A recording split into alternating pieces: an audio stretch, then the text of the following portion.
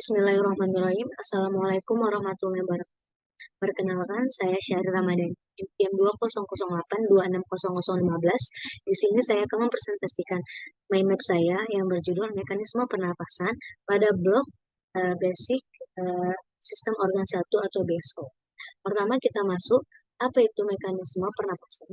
Mekanisme pernapasan ini merupakan peristiwa inspirasi atau masuk oksigen dari luar tubuh ke jaringan dan mengeluarkan sisa oksidasi dari sel-sel yang tidak diperlukan untuk keluar ke tubuh. Kemudian sistem pernapasan ini dia terbagi menjadi dua, yaitu ada sistem pernapasan bagian atas dan sistem pernapasan bagian bawah. Yang dimana sistem pernapasan bagian atas ini terdiri dari bagian di luar rongga dada, yaitu udara melewati rongga hidung, kavitas nasali atau membran mukosa hidung, kemudian keparing, laring, dan trakea bagian atas. Kemudian untuk saluran nafas bagian bawah, yang dimana dia itu terdiri atas bagian yang terdapat dalam rongga dada, yaitu trakea bagian bawah dan paru-paru yang meliputi pipa bronkial dan alveoli. Baik, selanjutnya itu ada pernapasan dapat dibedakan menjadi dua, yaitu dia ada pernapasan dada dan pernapasan perut.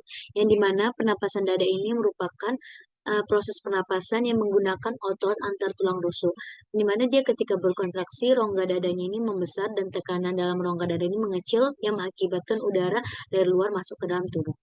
Kemudian ada pernapasan perut yang dimana dia itu proses inspirasi yang terjadi ketika diafragma berkontraksi sehingga menjadi datar. Dan rongga dada ini menjadi besar, tekanan udara menjadi kecil dan udara masuk ke dalam tubuh. Dan selanjutnya itu ada proses pernapasan, itu dia ada tiga, ada ventilasi, perfusi, dan difusi. Yang dimana ventilasi ini dia merupakan proses keluar dan masuknya udara terhadap paru dan munculnya karbon dioksida menurut alveoli ke udara luar. Kemudian itu ada difusi, yang dimana dia itu merupakan proses perpindahan oksigen berdasarkan alveoli kepada darah dan muncul karbon dioksida berdasarkan darah ke alveoli. Kemudian ada perfusi yang dimana dia itu distribusi darah yang sudah teroksigenasi pada paru yang digunakan buat ke seluruh tubuh. Selanjutnya itu ada mekanisme pernapasan yang dimana dia ada dua fase inspirasi, dimana dia udaranya ini mengalir ke paru-paru, ke dalam paru. Dan kemudian ada fase ekspirasi, yaitu di mana gas mengalir keluar dari paru. Dan maksud dari fase inspirasi ini, dia itu selama fase inspirasi, diafragma ini berkontraksi dan mendatar untuk meningkatkan diameter vertikal rongga dada. Dan otot interkosta eksternal ini dia berkontraksi membawa rongga iga dan menggerakkan sternum ke depan untuk meningkatkan diameter lateral dan anterior posterior rongga dada. Kemudian menurunkan tekanan intrapleural. Dan kemudian untuk fase ekspirasi, dia ini merupakan proses pasif yang mengakibatkan terjadinya dampak elastisitas paru, yang dimana otot inspiratorik relaksasi, diafragma baik, iga turun, dan paru-paru kembali ke bentuk semula.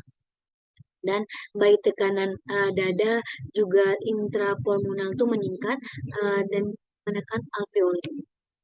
Dan selanjutnya itu dia ada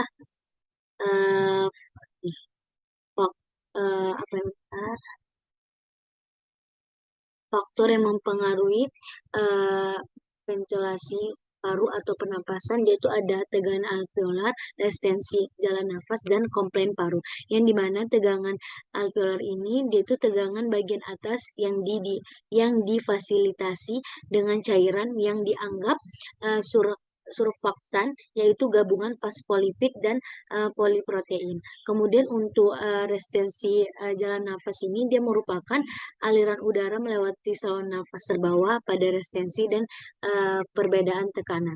Kalau misalnya untuk komplain paru ini dia merupakan usaha yang digunakan untuk paru-paru dan dada membesar, yang dimana bertambah tinggi komplain, bertambah sedikit upaya yang digunakan untuk mengembangkan dada dan paru-paru.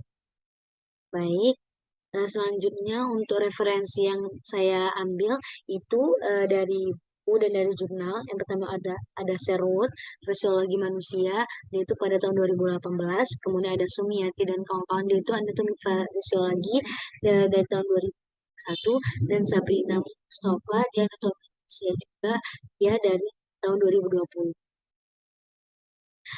Baik, mungkin itu saja yang dapat saya sampaikan. Kurang dan lebih saya minta maaf. Assalamualaikum warahmatullahi wabarakatuh. Terima kasih.